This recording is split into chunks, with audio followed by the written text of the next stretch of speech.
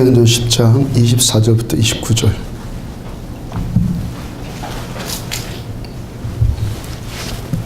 (24절부터 29절) 함께 있습니다.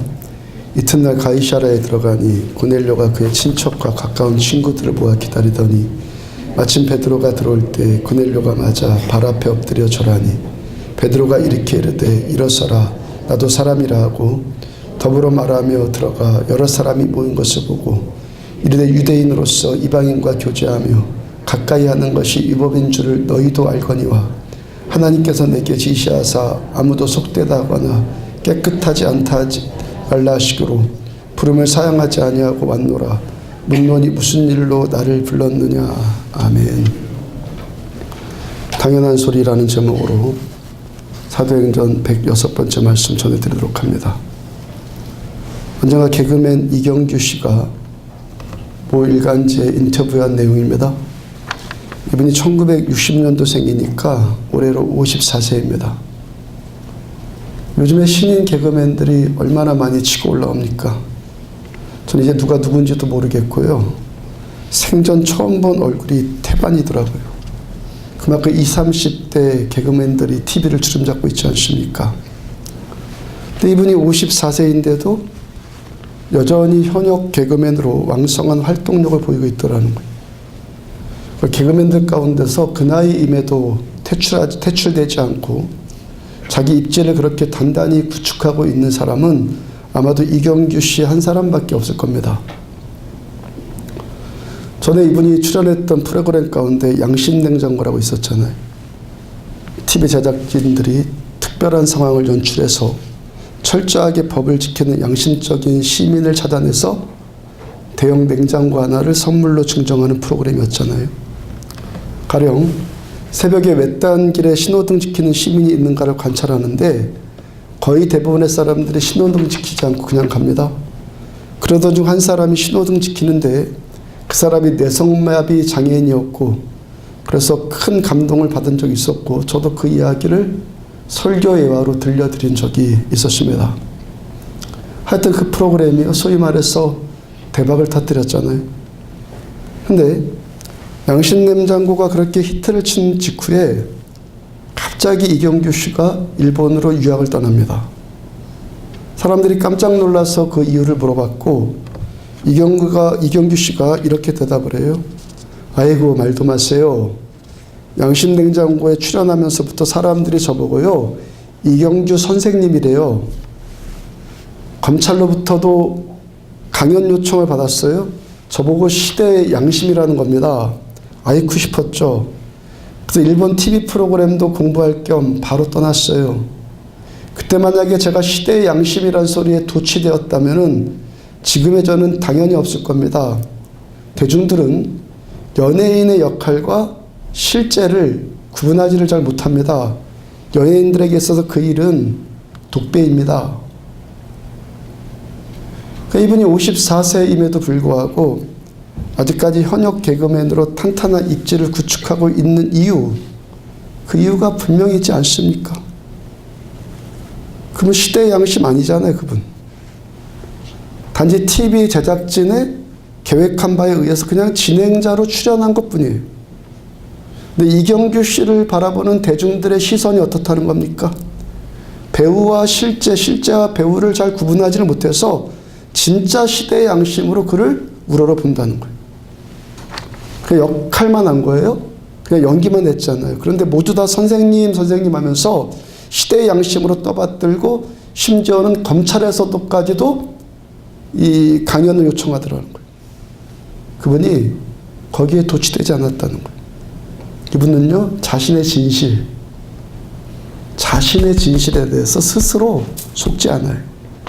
자기는 시대의 양심이 아니라 그저 한 사람의 배우일 뿐이고 자기는 그저 개그맨일 뿐이지 그걸 정직하게 인식했고 거기에 자기 스스로 속지 않았고요.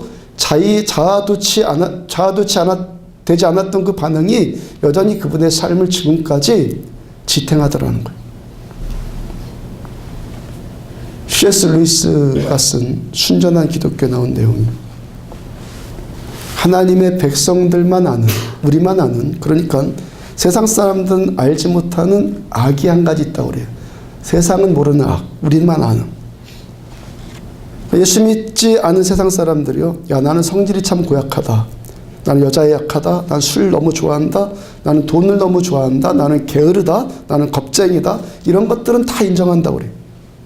근데 이 악, 지금 말하려고 하는 이 악에 대해서는 세상 사람들이 깨닫거나 인정하는 것을 본 적이 없다고 그래요. 자신에게는 분명히 그 안에 그 악이 있으면서도 그것이 악인지도 모르고 악으로 인정하지도 않는다는 거예요. 그러면서도요, 다른 사람에게서 그 악이 나타난다면은 가차없이 그 사람을 징계해버린대요. 자기 안에 분명히 그 악이 있으면서도, 그런데 그 악을 인정하지 않으면서도 다른 사람에게 그 악이 나타날 때는 전혀 그를 향해서 자비를 베풀지 않는다는 거예요. 그러니까 그 악이 자신에게 많은 사람일수록 다른 사람에게 그 악이 나타나면 매우 싫어한다는 거예요. 그 악이 어떤 악이겠습니까? 교만이죠. 자신에게는 있는 줄 모르면서 남에게 있으면 무지무지 싫어하는 것, 나에게 있는 줄은 모르면서 남에게 나타나면은 무지무지 싫어라 반응하는 것이 교만이라는 거예요. 그러니까 자신 안에, 내 안에 교만이 많으면 많을수록 다른 사람이 교만한 것은 못 견디게 싫어하더라는 거예요. C.S. 루이스에 의하면은 모든 죄악의 뿌리가 교만이요. 그뿐만 아니라 성경이 계속 말씀하시죠. 죄의 뿌리는 교만이요. 죄의 근본이 되는 죄, 죄의 근본이 되는 죄가 교만이요. 뭐 성적인 부정이나 분노의 문제, 탐욕, 술 취함, 이런 죄도요, 교만의 죄에 비하면은 세 발의 피에 불과하다고. 그런 모든 죄의 뿌리, 나타나는 모든 죄의 뿌리에는 교만이 잠재되어 있다는 거예요. 최근에 인천에 어떤 태권도장 관장하시는 분이 고등학교 아들이 시합에 나갔다가 심판이 편파 판정한 것에 분노해서 자살하는 사건 벌어지지 않았습니까? 저희 교회에 사법연수원을 마치고 검사 코스 받기 위해서 강릉지검에 6개월 정도 근무한 형제가 있었어요. 6개월 동안 우리 교회 나왔어요. 한 번은 그 형제가 저에게 하는 말이, 목사님, 검사들만큼 예수님이 꼭 필요한 직업도 없습니다. 검사가 다른 사람의 잘못만 들춰내는 일하는 사람 아닙니까? 그 마음이 얼마나 삭막하겠습니까? 검사들이야말로 꼭 복음이 필요한 사람들입니다. 그러더라는 거예요. 그 누구라고 해서 예수가 필요하지 않는 사람이 있겠습니까? 저의 경험으로도 태권도 관계자들 꼭 예수가 필요한 사람이에요. 문제가 뭐냐면요, 예수가 꼭 필요한 사람, 예수가 더 필요한 사람들이 더 잘 안 믿더라는 거예요. 더 필요한 사람인데 더 안 믿어요.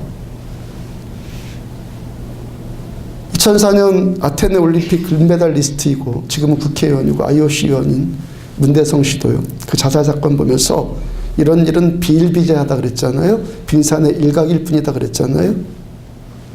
저도 잠시나마 태권도 체육관 경영한 경험이 있기 때문에 그 세계를 조금 알지 않겠어요? 물론 모든 사람이 다 그렇다 그 말 아니에요. 제가 초등학교 때 시합 나갔을 때요, 함께 나갔던 친구가 심판의 편파 판정으로 불이익을 당해서 그때 제 관장님과 저 아버님께서 본부석에 달려가서 뒤집어 엎어놨던 그 기억이 지금도 있어요. 제가 태권도 5단 심사를 볼 때요, 저를 어렸을 적부터 지도했던 스승께서 저한테 국기원 관계자들한테 말해줄까 하셨을 때, 아니요, 그냥 제 실력으로 그냥 보겠습니다, 그랬던 기억도 나고요. 그러니까 자기 사람이나 아는 사람끼리 좋은 점수 주고 또 돈 봉투까지 주고받는 일이 관례처럼 되어 있을 만큼 아주 흔한 일이라고요. 또 제가 체육관 처음 시작했을 때, MDB 들어가기 전에, 대학원 들어가기 전에 체육관 관장 처음 시작했을 때 그 옆에 어떤 체육관 관장으로부터 거기다가 체육관 차리면 가만히 안 두겠다고 얼마나 많은 공갈 협박을 받았는지 몰라요. 제가 태권도 관계자들이 예수 믿어야 한다는 것이요, 그렇게 그들이 탐욕적이고 돈봉투가 오가고 기득권 싸움하고 그로 인해서 자기 사람 유리하도록 편파 판정하고 그렇게 보이는 가시적인 이유 때문에 그들이 예수 믿어야 된다, 이 말 아니에요. 제가 목회하기 전에 태권도 관장을 했으니까 그런 부류의 사람들과도 같은 위치에서 어울리는 일들이 있지 않았겠습니까? 그때도 느껴지는 것이, 저도 그 안에 물론 포함되었어요. 그들이 너무 교만하다는 거예요. 남에게 지기 싫어하는 근성이 있으니까 그만큼까지 되지 않았겠어요? 물론 저도 그 교만한 사람들 가운데 한 부류에 분명히 속했어요. 그래서 제가 꼭 그들이 예수가 필요한 사람이라고 말하는 거예요. 하여튼 운동 좀 한다는 것, 소위 말해서 힘께나 쓴다는 것으로 인해서 내세울 것이라는 거는 그것밖에 없는데 너무 독선적이고 너무 교만해요. 모여서요, 죄송합니다, 모여서 끼리끼리 술 한잔 하면요, 자기 말밖에 안 해. 자기 말밖에. 다 자기만 옳대. 그들의 모임 가면 그러더라고요. 그 교만함이 그 안에 내재되어 있으니까 거기서 기득권 싸움이 나고요, 대장자리, 서로 대장자리 하려고 연연히 하고요, 탐욕적이 되더라고요. 그 교만이 치유되어지지 않으면은 몇 사람 인사처리 한다고 해갖고 그러한 비리의 문제가요, 척결될 수가 없어요. 내면 세계가 바뀌어야 돼요. 아멘입니까, 여러분들? 아멘이에요? 몇 사람 인사처리 한다고 될 일이 아니라고요. 본질이, 대부분의 사람들이 그 안에 교만하단 말이에요. 모든 악의 뿌리가 뭐라는 겁니까? 교만이에요. 교만. 교만한 사람일수록 교만한 사람 더 싫어한다고 말씀드렸잖아요. 이렇게 한번 생각해 봐요. 어떤 사람이 나를 무시해요. 나를 알아주지 않아요. 그럼 좋습니까? 싫습니까? 싫죠. 또 내 일에 쓸데없이 참견하고 이래라 저래라 하고 나한테 은인 행세하고, 그러면 좋습니까? 그러니까 나를 무시하면서 나에게 이래라 저래라 하는 사람도 분명히 교만한 사람이에요. 근데 나도 그만큼, 나도 그 이상 교만하기 때문에 그 사람의 그런 태도에 실증이 난다는 거예요. 싫어한다는 거예요. 교만은요, 교만과 서로 싸우는 거예요. 교만과 교만은 서로 대립하게 되고 서로 경쟁적이 되는 거예요. 어떤 모임에서 대장 노릇하려고 하는 사람 있지 않습니까? 막 대장 노릇하려고 하는 사람, 그 사람 보면서 또 막 불쾌감 느껴지는 사람, 그 사람 또 있잖아요. 그러면은 불쾌감 느껴지는 그 사람 안에도 내가 대장 노릇하고 싶어하는 그 마음이 그 안에 분명히 있다는 거예요. 교만은 단순히 뭔가를 가졌다, 여기에 만족하지 않아요. 저보다 더 가져야지만 만족하는 거예요. 그러니까 교만은요, 항상 경쟁적이고 항상 적대적이고 대립적이에요. 사람들이 돈 많고 잘생기고 똑똑하고 그러면 뽐낸다고 생각하는데 그게 아니라고요. 지난번에 한번 그랬죠. 남보다 더 돈 많아야 되고 더 똑똑해야 되고 더 잘생겨야지만 뽐내는 거예요. 모든 사람 다 똑같이 돈 많고 똑같이 이쁘고 똑같이 공부 많이 했으면 교만할 거리가 뭐가 있어요. 똑같으면. 남과 비교해가지고 내가 좀 우월하다는 그 은근한 재미, 그것 때문에 사람들이 교만을 즐기는 거예요. 그래서 교만은 본질적으로 경쟁적이에요. 시기적입니다. 질투적이에요. 두 남자가 한 여자를 좋아한다고 한번 가정해봐요. 두 남자가 한 여자를 좋아하는 그런 상황은 우연일 수도 있죠. 근데 일단 그 사랑 싸움 시작되면은 어떻게 됩니까? 그 여자 쟁취하고 싶은 본능이 막 발동하잖아요. 야, 내가 저 친구보다 뭘 더 못해? 야, 저놈이 뭐가 그렇게 좋아? 막 그 비교하는 마음이 막 생기잖아요. 사랑을 잃어버렸다는 상실감도 힘들겠지만 저놈에게 그 여자를 빼앗겼다는 그 자존심 때문에 더 못 견딘다는 거예요. 그림이나 보석 경매 하는 것들 보면은 어떤 물건이 그 현시값보다 터무니없이 가격이 올라가는 경우 있잖아요. 그 자기 능력을 과시하고 싶어하는 어떤 교만함이 남이 갖지 않은 것을 더 가지려고 하는 충동을 일으킨다는 거예요. 그 어떤 사람이 탐욕적이다, 어떤 사람이 이기적이다, 결국에 어떻다는 겁니까? 욕심 부린다, 이기적이다, 다 그 뿌리가 뭐라는 겁니까? 교만이에요, 교만. 우리가 좋은 집 얻고 좋은 차 사면은 야, 돈 있으니까 참 좋네? 야, 역시 돈은 좀 잊고 봐야 돼. 그러지 않아요? 분명히 우리 안에 있는 욕심은요, 더 좋은 집 가지려고 하고, 더 좋은 차, 더 좋은 음식들 먹고 싶어요. 근데 그것도 어느 정도까지만이잖아요. 1년에 한 1억 정도 버는 사람이 1억에 만족하지 못하고 나중에는 10억까지도 벌고 싶어 하는 이유가 뭐예요? 1억 정도쯤 벌면요, 먹을 만큼 먹고, 잘만한 집 얻고, 또 살 만큼 살잖아요. 탈차 충분하잖아요. 한 달에 1,000만 원 정도 소비한다면은 뭐 사치할 만큼 쓰는 것 아니에요? 근데 왜 거기에 만족하지 않고 더 벌려고 합니까? 다른 부조보다 내가 더 부자가 되고 싶어하는 이 권력 욕구가 사람들 안에 있다는 거예요. 정치하는 사람들 끝없이 올라가려고 하잖아요. 그러므로 이 교만은요, 본질상 경쟁심을 일으키는 거예요. 술 좋아한다, 놀기 좋아한다, 이런 사람들끼리도 끼리끼리 잘 어울리잖아요. 게으르다, 성적으로 타락했다, 그 끼리끼리 잘 어울려요. 근데 교만한 사람끼리는요, 어울릴 수가 없어요. 교만은 끝없는 욕심을 부리게 되고, 끝없이 경쟁적이 되고, 끝없이 시기 질투적이 되거든요. 왜 불협화음이 일어납니까? 내 속에 내가 너무 많은 교만 때문이라는 거예요.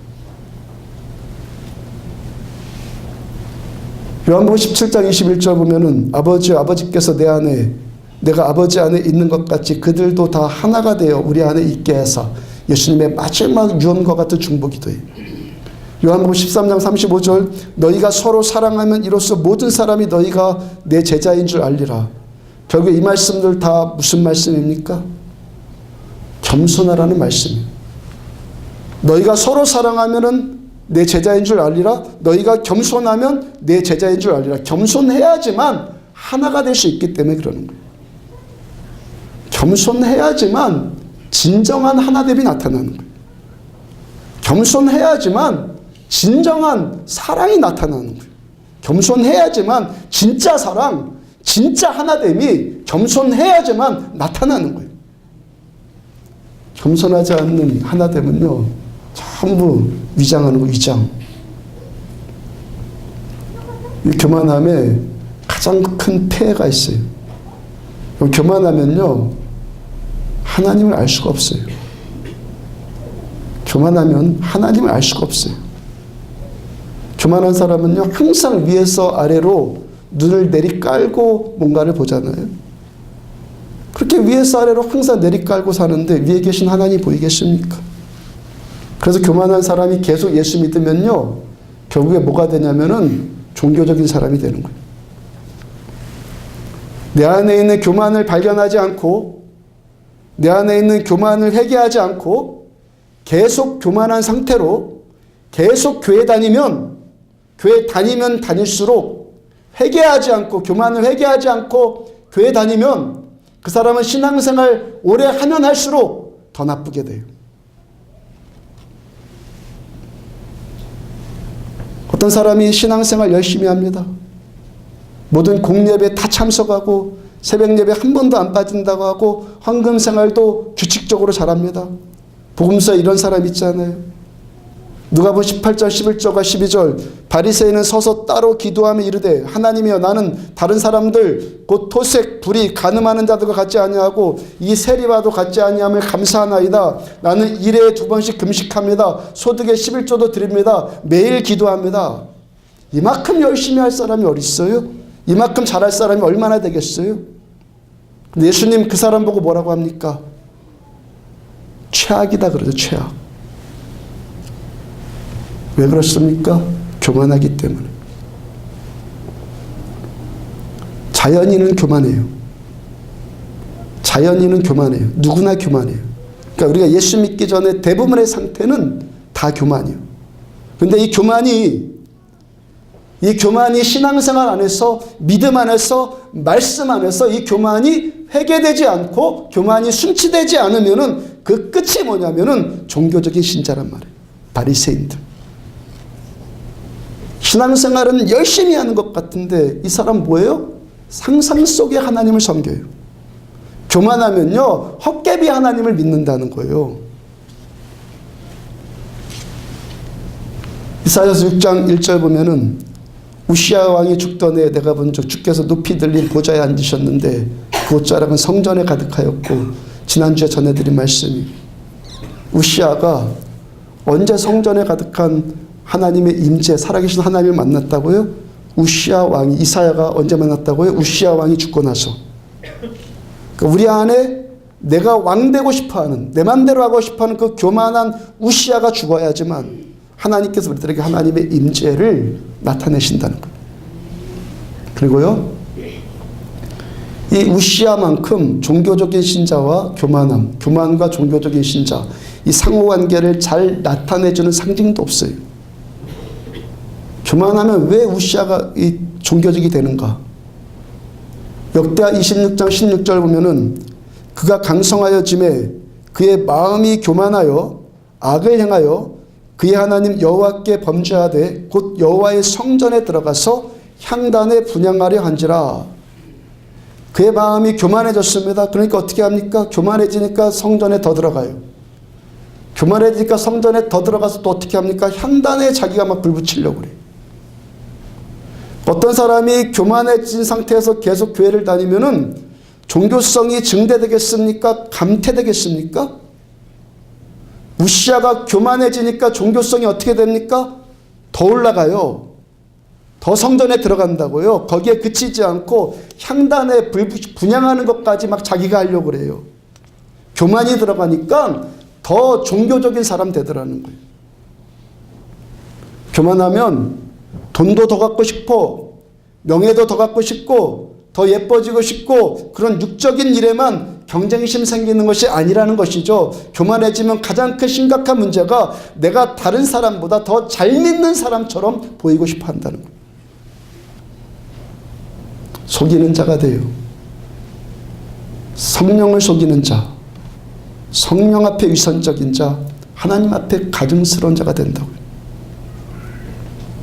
그러므로 저 여러분들에게는 헛개비 예수가 아니라 진짜 예수가 필요해요. 상상 속의 하나님이 아니라 지금 여기서 내가 만나고 있는 현실 속에 내 삶의 현실 가운데 거하시는 나의 하나님이 필요하단 말이에요. 마태복음 11장 29절 나는 마음이 온유하고 겸손하니 나의 멍에를 메고 내게 배우라. 그리하면 너희 마음이 쉼을 얻으리니. 우리 마음이 온유하고 겸손하신 예수님과 내가 한 멍에를 메, 지난번에 이 말씀 설명드렸죠. 한 멍에를 메고 예수가 내가 하나 돼서 내가 예수님을 배울 때, 문자 몇 가지를 배우는 것이 아니라 예수 자체를 내가 느끼고 배워나갈 때, 그때 우리가 예수의 겸손이 나에게 오는 거예요. 겸손해야지만 살아계신 예수님을 내가 만나고 살아계신 예수님을 정말 깊이 만날 때 내가 더 겸손해질 수 있는 거예요. 오늘 보면 25절 보면은 마침 베드로가 들어올 때 고넬료가 맞아 발 앞에 엎드려 절하니, 기도 가운데 환상 볼 만큼, 천사의 음성을 들을 수 있을 만큼 하나님을 깊이 만났던 그 고넬료 어떻게 합니까? 지난주 말씀처럼 로마 군대의 장교인 백부장 고넬료가 로마의 속국인 이스라엘의 한 초라한 어부한테 절할 일입니까? 거기다가 온 가족 친지들 다 불러 모아놓고 하루 반나절을 그를 기다리고 그를 그만큼 환대할 일입니까? 고넬료가 그만큼 겸손하니까 예수께서 그 자리에 오시더라는 거예요. 또 하나님께서 고넬료와 함께 하시니까 더 겸손한 사람 되더라는 거예요. 겸손하니까 유대인과 이방인, 로마인이 하나가 돼요. 유대인들이 이방인들을 개처럼 여겼잖아요. 근데 무엇 때문에? 겸손하니까 하나가 돼요. 겸손하니까 속국과 정복지의 사람이 하나가 돼요. 무두장이 같은 천민과 고상한 그 사람이 한 지붕 아래 함께 동거하는 그 일이 어떻게 나타난다고요? 겸손하니까. 겸손해야지 하나 되는 거예요. 예수님 함께 하시는 이 자리에 마귀가 주는 교만 무너지고 서로 사랑하고 하나 되는 일들이 어떻게 나타나요? 겸손할 때. 겸손하니까 예수님이 그 사람과 함께 계시고 주님이 함께 하시니까 헛개비 신앙, 그 허상의 종교적인 신앙이 아니라 참 믿음 생활을 하게 된다는 거예요. 그 다음에 겸손한 사람 고넬료에 대한 사도 베드로의 반응이에요. 오늘 보면 26절 보면은 베드로가 이렇게 이르되 일어서라 나도 사람이라. 나도 사람이라 당연하지. 맞죠? 나도 사람이라 당연한 소리잖아요. 나도 사람이다. 한번 해볼까요? 다 같이 시작. 나도 사람이다. 다시 한번요. 나도 사람입니다. 다시 한번 시작. 나도 사람입니다. 이 말만큼 당연한 소리가 어디 있어 세상에. 나도 사람입니다. 이 당연한 소리, 이 겸손한 소리가 있는 이 자리에 성령 하나님께서 함께 하시고 하나 되는 일이 나타나진다는 거예요. 그런데 문제가 뭡니까? 이 당연하고 이 상식적인 일이 너무너무 쉽게 깨진다는 거예요. 나도 사람이긴 한데 난 좀 특별한 사람이야. 당신보다 좀 더 기도하고 당신보다 좀 더 말씀 보고 당신보다 좀 더 헌신하고 당신보다 좀 더 신령하고 당신보다 좀 더 냈고 당신보다 조금 더 알고 조금 더 일찍 교회 나왔고 조금 더 가졌고 조금 더 배웠고 조금 더 이쁘고 마귀가 심어놓은 이 본성에 금방금방 또 흔들려요. 베드로 어떤 인물이었습니까? 갈릴리 어부였어요. 배운 것도 없었고 가진 것도 없었던 하루 벌어서 하루 먹었던 비천한 어부였어요. 그 보잘것없던 사람이 예수님께 선택받아서 위대한 사도 되었어요. 한번 설교하니까 3,000명이 회개합니다. 손잡아주니까 선천적으로 하반신이 마비됐던 사람이 일어섭니다. 한마디 선포에 중풍병자가 치유됩니다. 엎드려 기도하니까 죽은 자가 살아납니다. 사람들이 베드로를 얼마나 떠받들었겠어요. 그러니까 로마 장교 백부장까지 진심으로 무릎 꿇고 절하잖아요. 이럴 때 내가 정말 하나님같이 된 것 아닐까? 얼마나 착각하기 쉬운 상태입니까? 베드로 사도께서 끝까지 예수님의 사도로서 그 인생 영광스럽게 마무리할 수 있었던 이유가 어디 있습니까? 베드로가 일으켜 세우되 일어서라 나도 사람이라. 나도 너와 같은 사람이다. 당신 교만하냐? 나도 교만하다. 당신 연약하냐? 나도 연약하다. 당신 탐욕적이냐? 나도 탐욕적이다.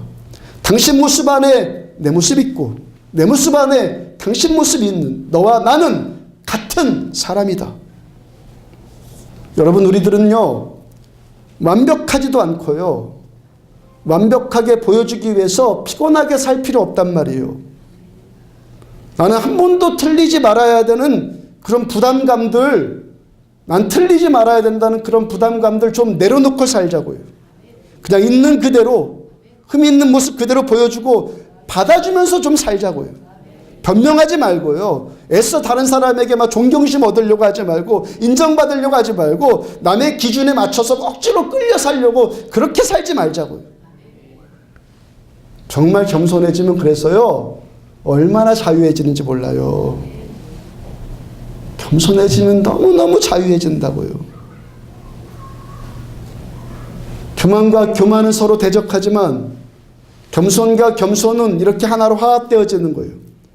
겸손한 사람 고넬료와 겸손한 사람 베드로가 둘이 만나니까 둘이 이치적으로 전혀 하나 될 수 없는 사람인데 그 둘이 하나가 되어지고 복음의 불꽃이 튀더라는 거예요. 무엇 때문에? 겸손해지니까. 성령 하나님께서 그 자리에 임재하셔서 이방인들에게 집단적으로 예수의 복음이 증거되어지는 최초의 사건이 겸손한 사람 둘이 만나니까 이루어지더라는 거예요. 세상에 훈련받기 좋아하는 사람 없죠. 청년들이 군대 가기 싫은 이유, 훈련받기 싫어서 가기 싫어요. 제대하고 예비군 훈련 받고 싶은 사람이 있습니까? 학생들이 공부하는 것도 훈련받는 일이기 때문에 힘들어하는 것 아니에요. 근데요, 그 어떤 것도 훈련 없이 되는 것 있습니까? 훈련 없이 되는 것 있냐고요. 저는 20세기에 가장 탁월한 바이올리니스트로 인정받는 사람이 야사 하이페츠라는 음악가예요. 이분 3살 때 처음으로 바이올린 잡았다고 그래요. 3살 때. 그 후로 87살의 나이로 세상 떠나까지 평생 단 하루도 빠지지 않고 매일 4시간씩 연습을 했다는 거예요. 84년 동안 하루에 4시간씩 하루도 빠지지 않고 연습을 해요. 이따금 관객 앞에서 1시간 연주하기 위해서 무려 10만 시간 이상을 연습을 한 거예요. 1시간 공연하기 위해서 10만 시간. 레오나르도 다빈치가 사람 그리기 위해서요, 해부학까지 통달했어요.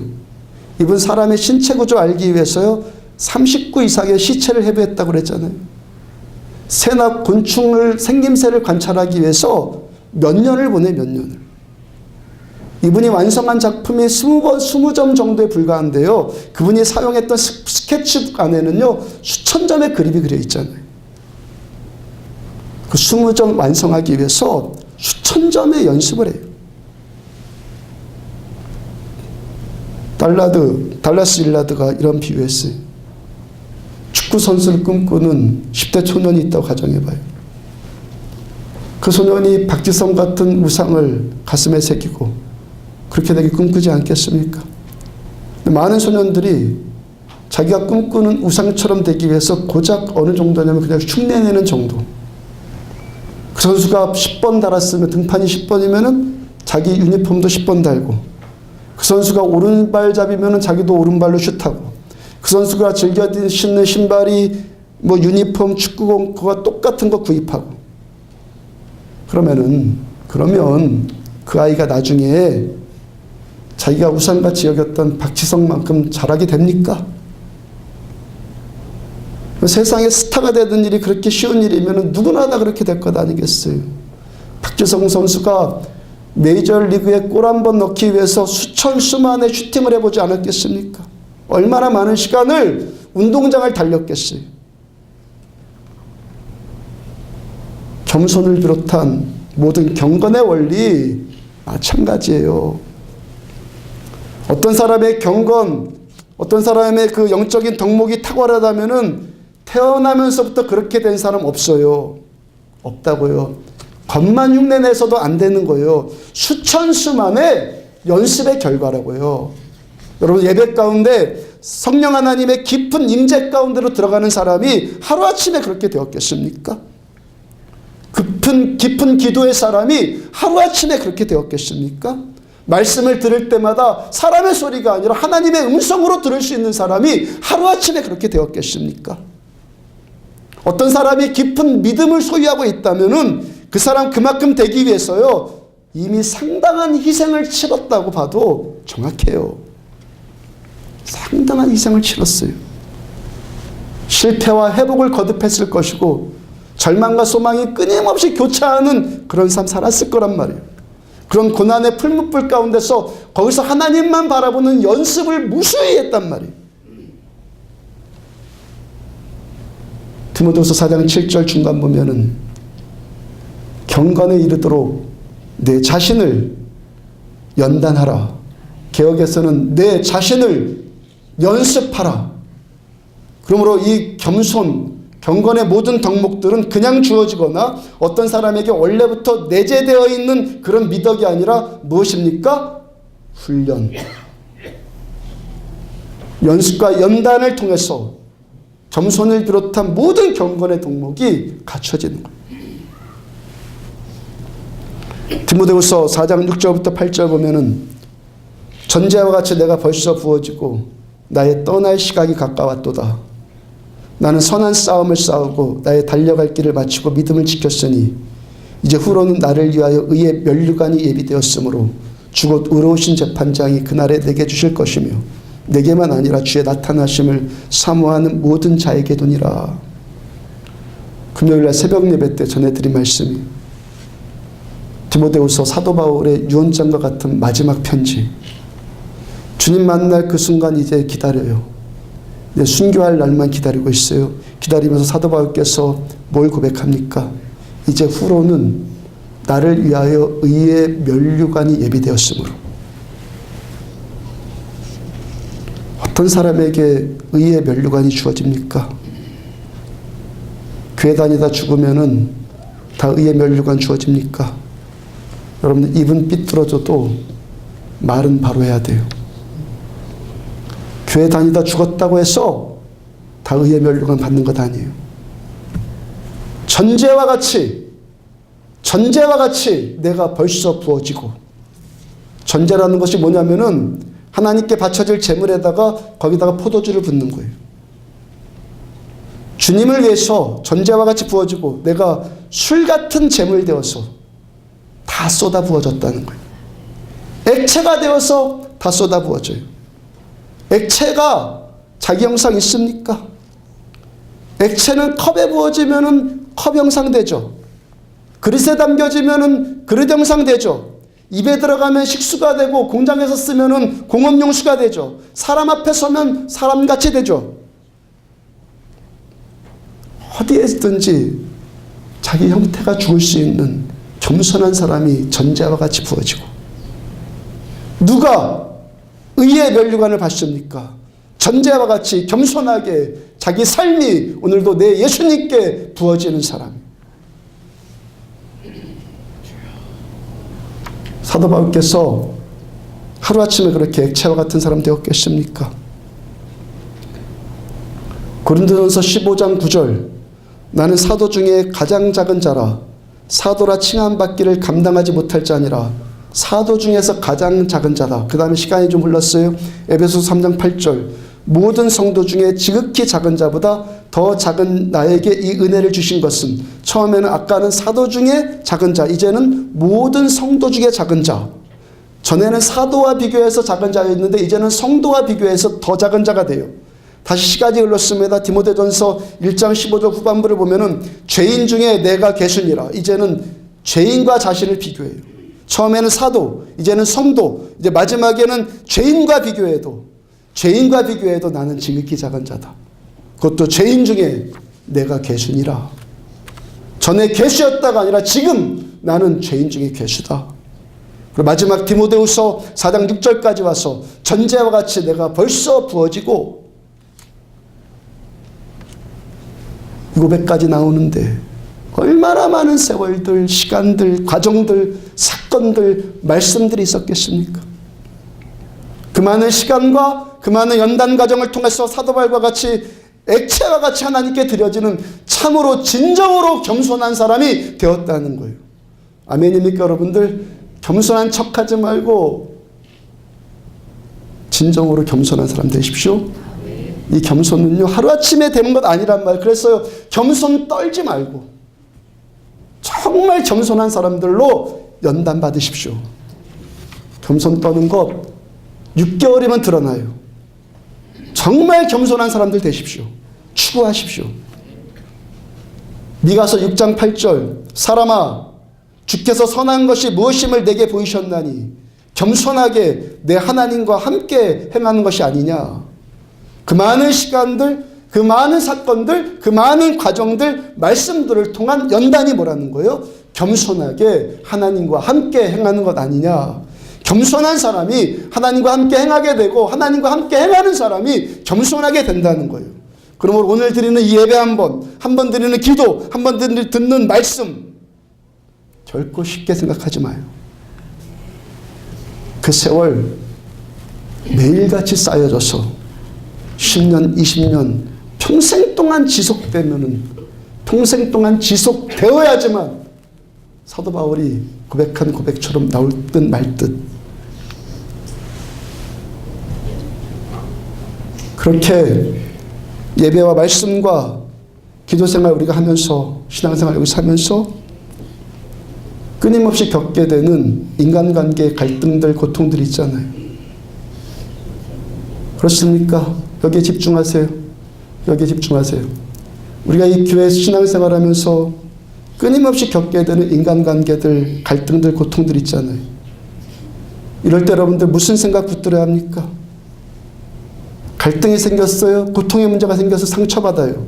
무슨 생각 붙들어야 됩니까? 제가 뭐라고 계속 말씀 전해드렸습니까? 모든 고통의 뿌리는 뭐라고요? 교만. 뭐가 문제고 누가 어떻다고요? 아니에요. 내가 교만하기 때문에. 내가 교만하기 때문에 이런 일 겪고 있다면 틀림없어요. 어떤 사람 보고 저 사람 왜 이렇게 이상해? 뭐가 이상해요? 내 속에 내가 너무 많기 때문에 저 사람이 이상하게 보이는 거다라고 생각하면 틀림없어요. 내 안에 내가 너무 많기 때문에. 나도 사람이다. 아멘? 나도 사람이다. 그나 나나 똑같아요. 얼마나 겸손하다고요? 아니요. 숱한 세월들 사도 바울 고백하면서 지나가면서 내가 전제와 같이 부어진다. 이 고백 나오는 거예요. 왜 판단, 비판 정죄합니까? 왜 남을 보고 판단하고 비판하고 헌담합니까? 내 안에 있는 교만의 문제. A.W. 토요저가 이런 말 했어요.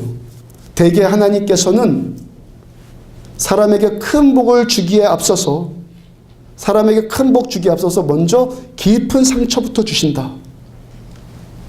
상처받고 그 상처 통해서 하나님의 말씀을 들을 수 있는 귀가 열리고 말씀을 깨달아가면서 겸손한 사람이 되는 거예요. 그래서 여러분들 진정한 겸손의 첫걸음이 뭔지 아십니까? 진정한 겸손의 첫걸음. 나는 교만한 사람이구나. 이걸 깨닫는 데서부터 겸손이 시작되는 거예요. 오늘도 겸손히 하나님과 동행하면서 주님의 말씀을 들을 수 있는 사람이 내가 교만하다는 사실을 더 깊이 깨닫게 되는 거예요. 예배 안에서, 말씀과 기도 안에서, 인간관계 안에서 끊임없이 자신 돌아보고 쳐서 복종시키는 사람이 겸손의 덕목을 갖춰나가게 돼요. 주의 이름으로 권면합니다. 겸손 떨지 말고 겸손한 사람들 되기를 축복합니다. 나도 사람이라 하시기를 축복합니다. 그렇게 전제와 같이 부어지는 사람에게 의의 면류관이 부어지는 거예요. 교만은 멸망의 선봉이지만 겸손은 존귀의 앞잡이가 돼요. 겸손한 사람 고넬료, 겸손한 사람 베드로를 통해서 주님이 역사하시잖아요. 겸손하면 존귀의 앞잡이가 돼요. 아멘입니까? 아멘이십니까? 진실로 경건한 사람들 되십시오. 척하지 말고. 그리고 진실로 겸손하는 첫걸음은 내 안에 있는 이 교만의 쓴뿌리를 보는 사람이 진실로 겸손해질 수가 있는 거예요. 하나님과 함께하는 겸손 훈련 통해서 존귀한 삶, 의의 면류관을 기대하는 삶, 참으로 참 하나님의 백성들의 삶 살아가는 저 여러분들 되기를 주의 이름으로 축복합니다.